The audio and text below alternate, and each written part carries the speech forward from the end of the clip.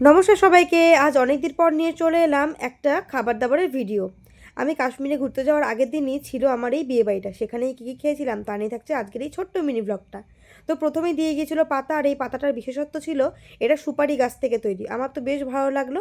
আর তারপরে পাতাতে পড়ে গিয়েছিল কিন্তু পানির সাটে। তো পানির সাটে তো আমার বেশ ভালো লাগে, তবে পানির সাটের থেকেও চিকেন সাটেটা আমার বেশি পছন্দের। তারপর দিয়ে গিয়েছিল কিন্তু গ্রিন সস, তার সাথে কিন্তু দিয়ে গেছিলো স্যালাড।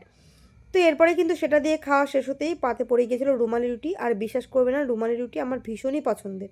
তার সাথে দিয়েছিল কিন্তু ডাল মাখানি, বেশ ভালোই হয়েছিল। সেটা দিয়ে খাওয়া শেষ করতেই কিন্তু পড়ে গিয়েছিল পাতে সাদা ভাত, আর তার সাথে কিন্তু মুগ ডাল। তার সাথে ছিল কিন্তু ঝুরি আলু ভাজা, আর ছিল কিন্তু ভেটকি মাছের পাতুরি। ভেটকি মাছের পাতুরিটা অসাধারণ হয়েছিল, আর আমার যেহেতু ভেটকি মাছের পাতুরি খুবই পছন্দের, তাই আমি কিন্তু 2 পিস নিয়েছিলাম। তো দেখতেই পাচ্ছ আমার পাতে 2 পিস ভেটকি পাতুরি রয়েছে। তো দেখো মাছটা কী পরিমাণে ফ্রেশ ছিল, ভীষণ সুন্দর হয়েছিল। তারপরে পাতে পড়েছিল বাসন্তী পোলাও, আর আমি যেহেতু মাটন খাবো না তার জন্য নিয়েছিলাম চিকেন।